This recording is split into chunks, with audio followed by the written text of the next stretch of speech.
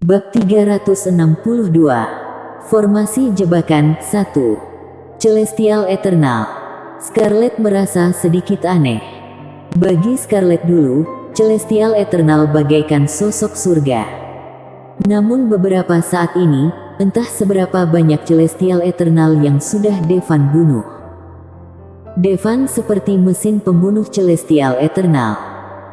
Memang bagi Devan, membunuh Celestial Eternal sama seperti main-main dan dia sudah tidak tertarik lagi. Dia berharap ada orang yang lebih kuat di klan Drohi, kalau tidak Devan akan kecewa. Ternyata Celestial Eternal Sira. Maafkan aku. Aku benar-benar tenggelam dalam keindahan Celestial Eternal Sira dan tidak bisa mengenalimu. Itu sebabnya aku sudah menyinggungmu. Devan tiba-tiba berkata dengan menyanjung. Tindakan ini mengejutkan Scarlet, namun, dia mungkin tahu apa maksud Devan. Dasar, Celestial Eternal bukanlah sesuatu yang bisa kamu perlakukan seenaknya. Teriak seorang Celestial Omega dengan dingin. Di matanya, Devan bukan siapa-siapa dan sama seperti seorang budak. Dan Scarlet hanyalah Celestial bintang 9. Seakan baik Scarlet maupun Devan berada di level terbawah di klan Drohi. Keberadaan Devan seolah hanya ada untuk melayani klan Drohi, dan Scarlet adalah seorang tumbal. Sesudah Celestial Omega selesai berbicara, dia secara tidak sadar ingin menyerang Devan. Sebagai budak Sira, Nisembo tentu saja suka pamer di depan Sira. Berhenti, tapi Sira berteriak untuk menghentikannya. Segera, dia menatap Devan sambil tersenyum dan berkata, "Kamu pandai berbicara. Kenapa aku belum pernah melihatmu? Siapa namamu?" Menjadi tampan selalu bisa dapat perlakuan istimewa. Jika ada pelayan yang berani menatap wajahnya, Sira pasti akan menamparnya sampai mati. Tapi Devan tampan dan mempunyai mulut yang manis, sehingga membuat suasana hatinya baik. Jadi, dia ingin mengampuni nyawa Devan. Celestial Eternal Sira, namaku Revan Drohi, dan aku adalah pelayan Nona Scarla Drohi. Jawab Devan dengan rendah hati. Sira melirik Scarlet sesudah mendengar ini dan mendengus pelan, "Scarla, mulai sekarang, pelayanmu adalah milikku." "Ya, Celestial Eternal Sira," Scarlet berkata dengan sangat kooperatif. Bagaimanapun, Sira adalah Celestial Eternal. Scarlet tetap tidak memiliki keberanian menentang seorang Celestial Eternal. Celestial Eternal Sira, kita menjelajahi alam rahasia, membawa pelayan tanpa pelatihan itu tidak bijak. Nisembo sedikit mengernyit, dia adalah budak nomor 1 Sira. Meskipun tiap hari dia harus memijat kaki Sira dan menggosok punggungnya, namun dia merasa bahagia. Toh Sira tidak hanya cantik, tapi juga sangat kuat, di belakangnya juga ada Mahatma. Jika bisa mengabdi pada Mahatma, maka kehidupan kedepannya akan lebih mudah. Namun kini, Sira justru berinisiatif merebut seorang pelayan laki-laki dari anggota klan Drohi lainnya. Hal ini membuatnya merasa terancam. Tidak masalah jika Devan terlihat biasa-biasa saja. Tapi masalahnya adalah Devan sangat tampan. "Nisembo, apa, kamu meragukan keputusanku?" Wajah cantik Sira sedikit muram, tidak senang. "Aku tidak berani, aku hanya berpikir dia akan jadi beban." Keringat dingin mengucur di dahi Nisembo. Seperti kata pepatah, bersama raja seperti bersama harimau. Sebagai jenius klan Drohi, Sira punya sifat kejam di klan Drohi. Tidak banyak orang yang berani mempertanyakan keputusannya. "Bawa saja dia bersamamu," Sira cemberut. "Hah?" Nisembo tercengang. "Ah, apa? Cepatlah." Mata Sira menyipit. "Nisembo, bagaimana cara membawanya?" "Sira, tentu saja digendong." Nisembo menelan ludah dan segera berjongkok dengan ekspresi enggan. "Kalau begitu terima kasih kakak. kata Devan sama sekali tidak segan dan langsung melompat ke punggung Nisembo. Scarla, ikuti saja kami. Kamu ahli bela diri yang hebat. Di alam rahasia ini banyak bahayanya. Kalau tidak hati-hati kamu akan mati, kata Sira pada Scarlet. Ya, Scarlet menjawab dengan hormat. Dengan begitu, semua orang berada dalam perjalanan. Nisembo menggendong Devan di punggungnya. Dia memikirkan cara untuk membunuh sampah ini. Tunggu sebentar, kalau butuh tumbal, biarkan Devan maju dulu. Terkadang, segala sesuatunya bisa berjalan sesuai keinginannya. Segera, mereka menemukan sebuah gua. Alam rahasia ini utamanya memproduksi formasi. Secara umum, ada formasi penjaga di gua ini.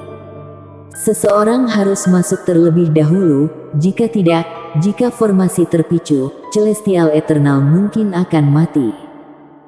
Ada gua di depan, Revan, masuklah dan lihat ke dalam, kata Nisembo langsung kepada Devan. Dia ingin menggendong Scarlet, tapi malah menggendong Devan. Oke, Devan langsung mau, lalu berjalan menuju gua. Hal ini membuat Nisembo merasa senang. Formasi yang menjaga gua ini akan memotong-motong tubuh Devan. Mulai sekarang, Celestial Eternal Sira akan tetap menjadi miliknya. Namun, saat ini, suara Sira terdengar. Tunggu sebentar. Devan berbalik dan menatap Sira dengan ragu. Ada apa Celestial Eternal? Sira, Nisembo, masuklah. Nisembo yang semula gembira tiba-tiba terlihat sedih. Celestial Eternal Sira, ini. Nisembo, ini kesempatanmu untuk unjuk kekuatan di depan Celestial Eternal Sira. Jangan malah takut. Master klan Drohi lain yang menemaninya tertawa. Nisembo ini suka jadi penjilat Sira. Bahkan mereka pun tidak tahan lagi. Sekarang Sira sebenarnya meminta Nisembo untuk menjelajahi tempat-tempat berbahaya terlebih dahulu dan mereka pun tertawa. Nisembo memandang Sira. Tampak ekspresi yang tegas ada di wajah Sira. Akhirnya, dia berjalan menuju gua dengan hati-hati. Dia hanya bisa berdoa dalam hati, supaya tidak ada formasi. Akhirnya, Nisembo masuk ke dalam gua. Formasi tidak aktif. Celestial Eternal Sira, tidak ada apa-apa. Nisembo berlari keluar dengan ekspresi lega. Ayo masuk dan lihat apa yang ada di dalam. Sira kemudian membawa orang-orang ke dalam gua. Akhirnya banyak hal bagus yang ditemukan di dalam gua tersebut. Ada formasi penjaga, tapi mungkin sudah rusak seiring berjalannya waktu, jadi tidak aktif. Harus dikatakan bahwa Nisembo cukup beruntung. Jika tidak, sesudah formasi terpicu, dia akan mati. Tinggalkan marka dan lanjutkan penjelajahan, kata Sira kepada yang lain. Sesudah meninggalkan marka, mereka tidak hanya memberitahu anggota klan lain arah tujuan mereka, tetapi juga memberitahu kalau tempat ini sudah pernah dijelajahi sebelumnya, jadi tidak perlu membuang waktu lagi. Baik, inilah saat yang ditunggu-tunggu Devan. Dia hanya ingin melihat bagaimana sistem di marka klan Drohi. Segera, seseorang meninggalkan marka. Itu pola daun maple. Lalu, semua orang menuju ke arah yang ditunjukkan oleh daun maple. Daun maple pasti mewakili identitas dan ujung daun maple menunjukkan arah. Kini sesudah mengetahui cara memberi marka, Devan tidak perlu menyembunyikan identitasnya lagi. Bersiap untuk mengambil tindakan dan membunuh semua orang. Namun saat ini, salah satu anggota klan Drohi yang bertanggung jawab menyampaikan pesan, datang berlari dengan cepat. Apa yang terjadi? Tanya Sira. Nona Sira, Celestial Eternal, Mahatma Augur memintaku datang ke sini untuk mengingatkan kamu kalau ada pria bernama Devan yang sudah juga memasuki alam rahasia, dan memintamu untuk kembali supaya segera bergabung dengannya. Jawab utusan itu. Aku tahu, Aku tahu, aku bukan anak kecil lagi. Kembalilah dan beritahu kakek kalau aku bisa melindungi diriku sendiri, kata Sira tidak sabar. Mahatma Augur. Devan yang hendak menyerang, merasakan sesuatu di dalam hatinya. Tampaknya klan Rohi benar-benar memiliki eksistensi di luar Celestial Eternal. Ini menarik. Bersambung. Bab 362. Formasi Jebakan 2. Devan mengedipkan matanya pada Scarlet, memberi isyarat untuk menunggu dan melihat apa yang terjadi. Scarlet berkedip sebagai respons. Dia berkata dalam hatinya, apalagi yang bisa dia lakukan selain menunggu dan melihat apa yang terjadi. Tidak ada apa-apa lagi yang bisa dia lakukan. Sekarang, dia hanya ingin melihat apa yang akan terjadi. Revan, kemarilah dan pijat kakiku. Pada saat ini, suara Sira terdengar. Baik, Nona, Devan berlari dengan tergesa-gesa. Menonton ini, mata Nisembo terasa seperti hendak memuntahkan api. Sial, dia benci ini. Seharusnya dialah yang memijat kaki wanita itu. Sira duduk di atas batu kecil dan merentangkan kaki indahnya langsung ke arah Devan. Kaki Sira masih sangat indah. Lurus dan ramping, kaki seperti sumpit. Devan memijat dengan ringan. Sira memejamkan mata menikmati. Tak disangka, pelayan biasa ini memiliki skill yang cukup bagus. Keterampilan Devan tentu tidak sembarangan. Ketika dia berada di gunung, dia sering memijat kaki kakak perempuannya setiap hari. Revan, ini hadiah untukmu. Sira sangat senang sehingga dia melemparkan formasi langsung pada Devan. Devan tidak bisa menolak, jadi dia memasukkannya ke dalam saku. Lalu, kembali memijat kaki Sira. Tiba-tiba Devan menerkam Sira. Sira tidak siap dan jatuh ke tanah karena Devan.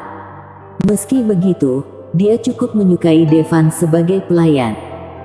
Tapi jika seorang pelayan berani melakukan ini padanya, itu akan jadi kejahatan besar.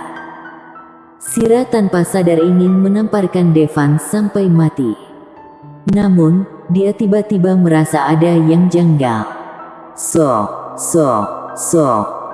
Pada saat ini, anak panah yang tak terhitung jumlahnya ditembakkan ke arah mereka semua. Di saat yang sama, sebuah anak panah melesat melewati kepala mereka berdua. Jika Devan tidak menjatuhkan Sira, dia akan terkena panah. Anak panah itu hampir setebal ibu jari dan lebih mirip lembing. Sira paham, ternyata Devan berusaha menyelamatkan dia. Meski dia tidak membutuhkan Devan, yang hanya orang biasa, untuk menyelamatkannya. Tapi hatinya merasa sedikit tersentuh.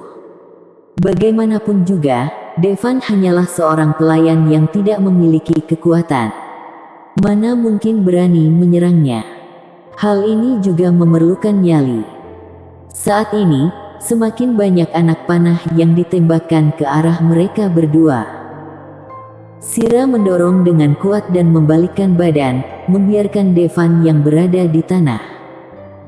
Kemudian, dia berdiri dan menggunakan tubuhnya untuk memblokir anak panah yang ditembakkan ke Devan. Ding ding ding ding. Anak panah itu mengenai Sira, tapi semuanya membal. Sira adalah Master Celestial Eternal. Meski kekuatan yang terkandung di dalam anak panah ini sangat menakutkan, namun jelas tidak cukup untuk menjadi ancaman bagi Celestial Eternal. Jangan gegabah membuat keputusan sendiri lagi nantinya. Mana mungkin Celestial Eternal sepertiku membutuhkan perlindunganmu, kata Sira sambil menatap Devan dengan mata indahnya.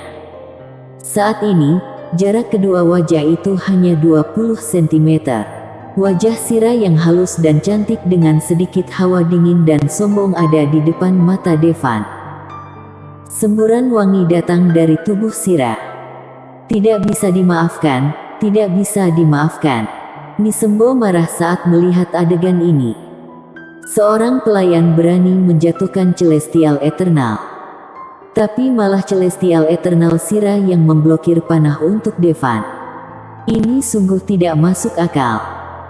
Nisembo sudah menjadi pengikut Shira selama 3 tahun, tapi dia belum pernah menerima perlakuan seperti itu. Saat dia tertegun, sebuah anak panah mengenai Nisembo tepat di pantatnya. Aduh! Nisembo tiba-tiba menjerit kesakitan.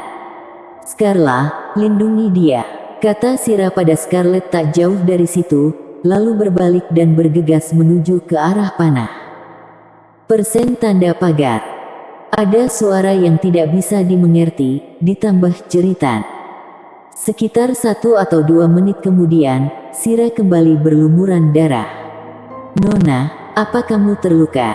Devan segera melangkah maju, ekspresinya tampak khawatir.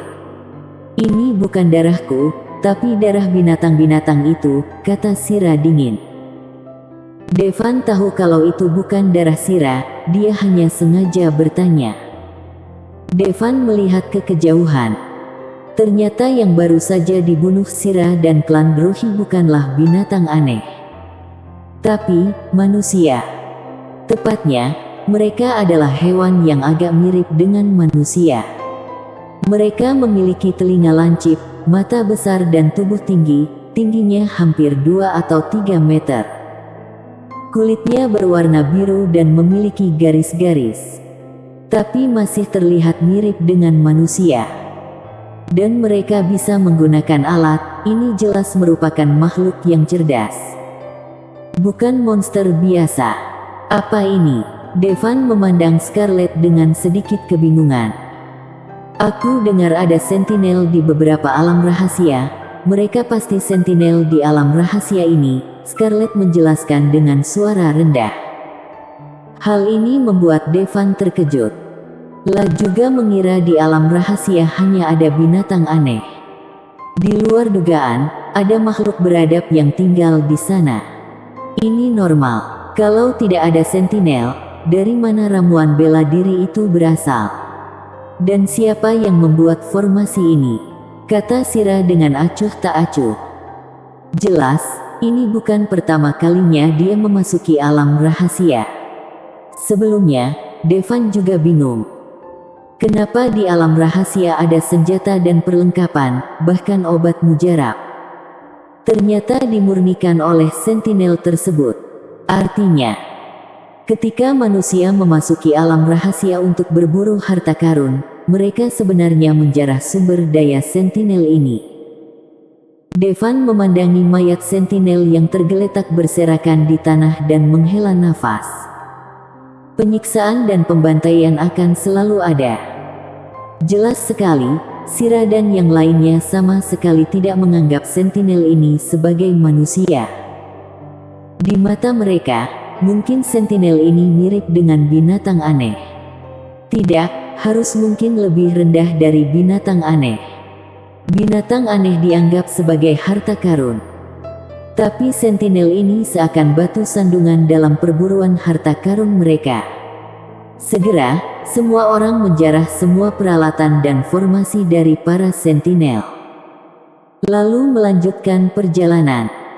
Devan bisa membayangkan kalau hal ini seharusnya terjadi di seluruh tempat di alam rahasia ini.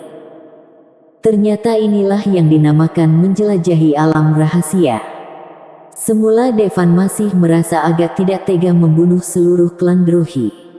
Kini sepertinya mereka pantas mati. Bukan karena hati Devan marah dan ingin membalaskan dendam sentinel yang dibantai.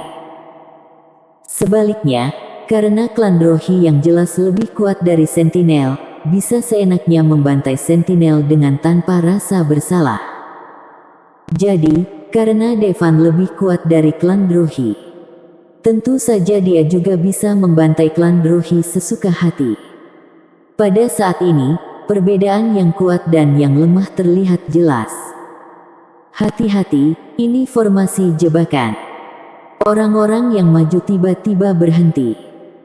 Baru saja, berkas cahaya melesat dari tanah dan meledakkan anggoya klan Drohi yang menginjaknya hingga berkeping-keping. Bersambung.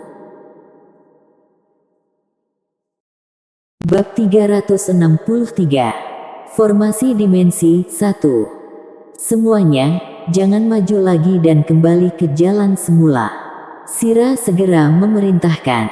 Namun, saat seorang anggota klan Drohi berlari beberapa meter ke belakang, seberkas cahaya lain keluar dari tanah, langsung mengubahnya menjadi daging cincang. Formasi jebakan ini seringkali sangat kuat. Hanya 2 sinar cahaya itu hampir bisa membunuh Celestial Eternal seketika.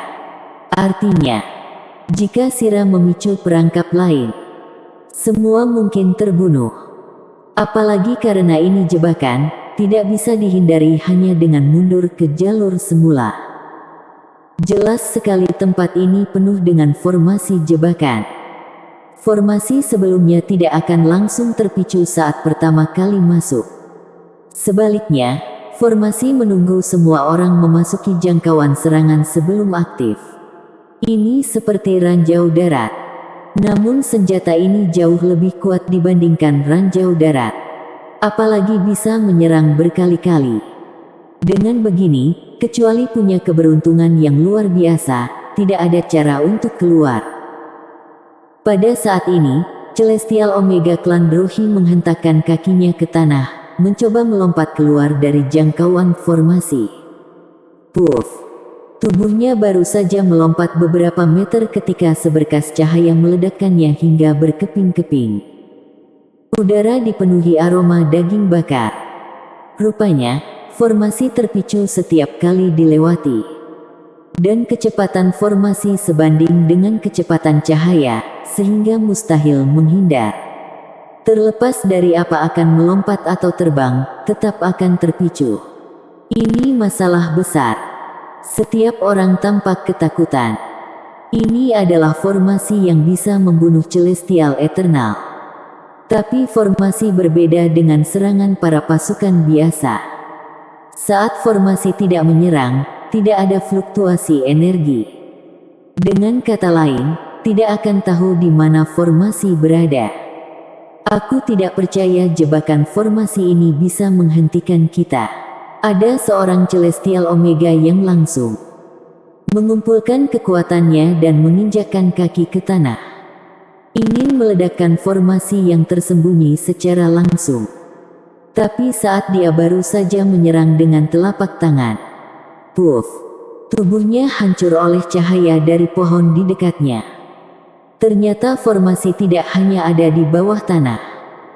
Formasi juga ditanam oleh sentinel di sekitar pohon-pohon besar. Formasi di pohon juga dapat merasakan fluktuasi energi. Saat serangan datang, formasi di pohon akan aktif dan membunuhnya seketika. Ini benar-benar situasi terpojok. Kali ini, Sira membuang pedang yang dibawanya. Pedang itu terbang 5 atau 6 meter di udara, lalu terkena seberkas cahaya. Meskipun pedang itu tidak patah, pedang itu terbang ribuan meter dalam sekejap. Ketika terbang terpental, puluhan formasi terpicu.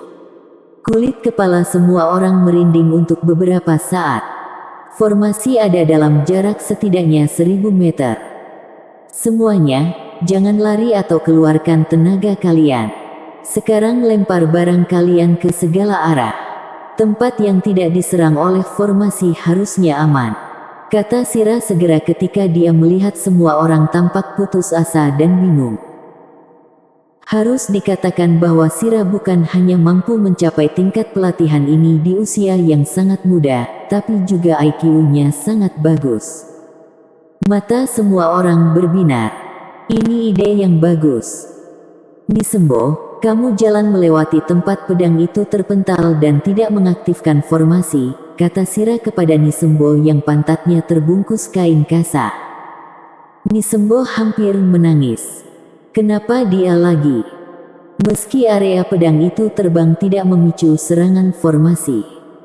Namun siapa yang bisa tahu jika menginjaknya akan memicu formasi? Namun Nisembo tidak berani melanggar perintah Sira. Dia tidak punya pilihan selain berjalan menuju tempat pedang baru saja terbang dengan wajah sedih. Untungnya formasi tidak terpicu. Tampaknya cara ini berhasil. Sejak saat itu, orang-orang mulai membuang barang miliknya satu persatu. Pertama, mereka menggunakan tubuh binatang aneh yang didapat. Sesudah tubuh binatang aneh dibuang, ada formasi dan batu tera. Setiap orang bergerak sedikit demi sedikit di sepanjang daerah yang tidak ada formasi. Pada saat yang sama, mereka terus membuang barang-barangnya. Segera, semua orang bisa berjalan beberapa ratus meter. Ketegangan akhirnya mengendur. Jika cakupan jebakan formasi ini tidak terlalu luas, mungkin cara ini tidak masalah. 56-30%. Tapi sayangnya mereka sudah menjelajahi alam rahasia dan mengumpulkan banyak harta karun. Sekarang mereka semua tidak punya apa-apa lagi setelah terjebak dalam formasi. Tapi setidaknya, nyawa mereka masih selamat. Dengan begini, setiap orang sudah berjalan sejauh 1000 meter. Sira mendapatkan pedangnya, namun tetap tidak keluar dari lingkup formasi. Hal ini membuat semua orang kembali khawatir. Bagaimana jika mereka kehilangan semua harta bendanya dan belum meninggalkan formasi? Mereka memikirkan sebuah kemungkinan, tapi tidak ada yang mengatakannya. Lagi pula, sekarang semuanya belum habis, bukan? Mereka berjalan beberapa ratus meter lebih jauh. Barang-barang milik semua orang pada dasarnya sudah habis. Untungnya, tas harta karun Devan terlalu kecil untuk membuat formasi aktif. Jika tidak, maka tas harta karun tersebut juga harus ikut disumbangkan. Tentu saja, tidak mungkin Devan membiarkan mereka melakukan itu. Melihat semua orang sudah tidak punya apa-apa untuk dibuang, Sira berkata dengan tenang, "Jika ingin bertahan hidup, jangan khawatir, buka saja pakaian kalian." Rupanya, Sira meminta semua orang melepas pakaiannya. Semuanya saling memandang. Meskipun begitu, mungkin nanti baju semua orang juga akan diserahkan. Tapi siapa yang mau melakukannya lebih dulu, itulah pertanyaannya. Nisembo, buka bajumu dulu. Kali ini, suara Sira terdengar lagi. Nisembo menangis. Kenapa dia jadi yang pertama? Tapi di bawah tekanan. Akhirnya, dia melepas satu potong, lalu membuangnya. Untungnya, Sira tidak membiarkan Nisembo melepas bajunya sendirian. Sebaliknya, setiap orang melepas satu persatu. Mungkin, mereka sudah keluar dari jangkauan jebakan formasi sebelum pakaian mereka benar-benar habis. Meski harapan itu indah, tapi kenyataan lebih kejam. Semua barang dan pakaian orang-orang, kecuali celana dalam, pada dasarnya sudah dilucuti. Di lokasi kejadian, hanya Sira, Scarlet dan dua perempuan anggota klan Drohi yang tidak melepas sehelai pakaian pun. Bagaimanapun, mereka adalah wanita. "Kalian semua, jangan melihat ke belakang," kata Sira kepada mereka semua. Orang-orang itu maju satu demi satu. "Sekarang, kita semua bernasib sama. Setiap orang harus berkontribusi," kata Sira kepada ketiga wanita itu. Sesudah berbicara, dia melepas satu pakaian terlebih dahulu. Melihat Sira sebagai Celestial Eternal sudah berinisiatif melepas salah satu pakaiannya, wanita-wanita lain secara alami juga ikut. Mereka semua mulai melepas pakaian mereka. Mereka hanya berharap bisa keluar dari jebakan sialan ini secepatnya. Segera, gaun panjang terlempar dari belakang ke depan semua orang, menunjukkan jalan yang aman untuk semua orang. Begitu semua orang melihatnya, mereka tahu itu pakaian yang dikenakan oleh Sira. Tiba-tiba semua orang menelan ludah. Ini gaun Celestial Eternal Sira. Bukankah itu berarti sekarang Celestial Eternal Sira? Para laki-laki anggota klan Drohi, semua ingin menoleh dan melihat. Namun mereka tidak berani. Rok panjang itu memungkinkan semua orang berjalan puluhan meter dengan aman. Kemudian, sepotong pakaian wanita lainnya dilempar. 3 meter kemudian formasi aktif, menghancurkan pakaian itu hingga berkeping-keping. Setiap orang hanya bisa bergerak maju 3 meter. Sepotong pakaian wanita lainnya dilempar. Bersambung. Bab 363. Formasi dimensi 2. Kali ini, itu adalah pakaian dalam dengan corak mawar. Semua pria menatap dengan mata berbinar. Mereka mengenali pakaian luar para wanita. Tapi mereka tidak tahu milik siapa pakaian dalam itu. Apalagi kini sudah mencapai pakaian dalam. Sesudah beberapa saat, bukankah celana dalam juga perlu mereka korbankan? Saat ini, semua orang merasakan ketakutan tapi juga kegembiraan di hati mereka. Apalagi saat memikirkan pemandangan di belakang mereka, semua orang mau menelan ludahnya. Sekarang, kita tidak punya pakaian lagi. Suara Sira terdengar lagi. Tubuh semua orang gemetar. Tanpa pakaian, bukankah berarti mereka tidak bisa bergerak maju lagi? Celestial Eternal Sira, aku punya cara lain. Saat ini, suara Nisembo berdering. Oh, apa yang bisa kamu lakukan? Tanya Sira. Nisembo tanpa sadar ingin melihat ke belakang. Jangan berbalik. Sira langsung berteriak dingin. Nisembo terkejut. Untungnya, dia belum berbalik. Tapi kalau dia melihat sesuatu yang tidak seharusnya dia lihat, mungkin Sira tidak membunuhnya, tapi akan mencongkel matanya. Nisembo melirik ke arah Devan tidak jauh dari situ, lalu berkata, Celestial Eternal Sira, jika kita membagi tubuh seseorang menjadi banyak bagian, kita masih bisa bergerak maju lagi kan? Maksud Nisembo sudah jelas. Yaitu memotong Devan dan menggunakan tubuhnya untuk kembali jalan. Menurut Nisembo, Devan hanyalah seorang pelayan. Nyawanya tidak sepenting nyawa orang klan Drohi. Saat ini, yang paling bijak adalah mengorbankan Devan untuk menyelamatkan mereka. Ide bagus, terdengar suara Sira. Nisembo merasa gembira di dalam hatinya. Bahkan di saat kritis, Sira masih bergantung padanya. Namun, tiba-tiba, dia merasakan hawa dingin di sekujur tubuhnya. Kemudian, tubuhnya seakan hancur, terbelah menjadi beberapa bagian dan jatuh ke tanah. Meski tidak ada yang melihat ke belakang. Tapi semua orang tahu bahwa Sira yang melakukannya. Oke, gunakan tubuhnya untuk terus menjelajahi jalan di depan. Suara dingin Sira terdengar. Anggota klan Drohi yang masih hidup ketakutan. Ternyata Nisembo yang mati kali ini. Namun kesedihan di saat krisis tidak bertahan lama. Lagi pula, mayat Nisembo gagal membawa mereka keluar dari perangkap formasi. Kemudian, saat berikutnya, mungkin giliran yang lainnya. Devan sedikit bingung. Kenapa Sira tidak membunuhnya terlebih dahulu? Sebenarnya, pilihan pertama Sira adalah Devan. Tapi Nisembo sangat menyebalkan. Dia seperti seekor lalat yang terbang di depan matanya sepanjang hari. Kalau bukan karena dia adalah anggota klan Drohi, Sira mungkin sudah menamparkan Nisembo sampai mati. Tak lama kemudian, jenazah Nisembo habis. Namun, kondisi masih belum bisa dipastikan. Apa mereka sudah di luar jangkauan serangan formasi? Saat itulah, Devan mengambil inisiatif dan berjalan maju. Revan, apa yang kamu lakukan? Kembalilah. Suara Celestial Eternal Sira terdengar.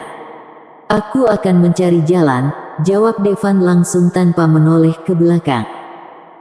Kamu tidak perlu melakukannya, kita masih punya barang di sini. Kali ini, pakaian milik wanita lain terlempar.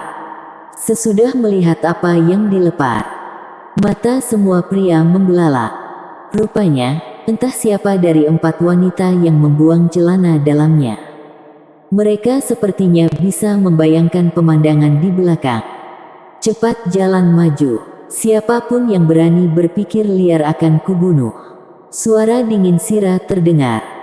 Setiap orang kemudian menyingkirkan pikiran mereka dan segera bergerak maju sesuai jalur yang ditunjukkan oleh celana dalam. Tak lama kemudian, tidak ada instruksi lagi. Sepotong celana dalam lainnya terbang. Dengan begini, di bawah arahan celana dalam, semua orang akhirnya keluar dari jangkauan serangan formasi. Semua orang sepertinya selamat dari bencana tersebut. Bahkan ada yang sampai terjatuh ke tanah. Sekarang, semuanya bergerak maju dan jangan lihat ke belakang, suara Sira terdengar lagi. Setiap orang hanya bisa bergerak maju. Tapi hati mereka sangat gatal. Bahkan Devan ingin menoleh ke belakang dan melihat pemandangan indah di belakangnya. Namun, saat ini mustahil melihat apapun. Pasalnya, sesudah keluar dari area jebakan, para gadis tersebut memetik dedaunan dari pohon besar di dekatnya dan membuat pakaian daun sederhana untuk menghalangi pemandangan indah. Sesudah kejadian ini, semua orang akhirnya mengerti kenapa alam rahasia dikatakan penuh bahaya. Jika tidak menggunakan metode ini untuk keluar dari jebakan formasi, pada dasarnya mustahil bagi prajurit Celestial Eternal. Meski bisa menahan serangan ringan, tidak mungkin untuk menahan semuanya. Harus dikatakan bahwa formasi ini sangat kuat. Tak bisa dibayangkan jika batu seukuran telapak tangan bisa melancarkan serangan yang membunuh Celestial Eternal. Dan ini bukanlah formasi terkuat. Formasi terkuat bahkan mungkin bisa membunuh master level Mahatma. Laki-laki juga meniru para perempuan dan membuat pakaian dari kulit pohon. Tunggu saja sampai kita bertemu dengan pasukan lainnya.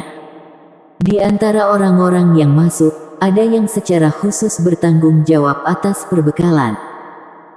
Mereka bertanggung jawab untuk mengangkut jenazah binatang aneh dan perbekalan logistik. Hati Devan semakin panas. Apa akhirnya Devan akan bergabung dengan pasukan utama? Targetnya adalah para Mahatma dari klan Drohi. Semua orang bergerak maju lagi. Namun, kali ini semua orang harus lebih berhati-hati. Kalau bertemu formasi jebakan lagi, mereka mungkin akan benar-benar mati.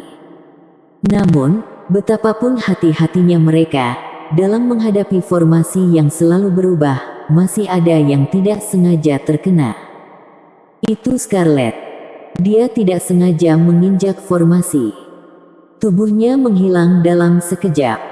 Wajah Devan berubah pucat seketika dan dia langsung berlari menghampiri. Hati-hati, ini formasi dimensi, jangan masuk, teriak Sira lirih. Tapi Devan jelas tidak mendengarkan.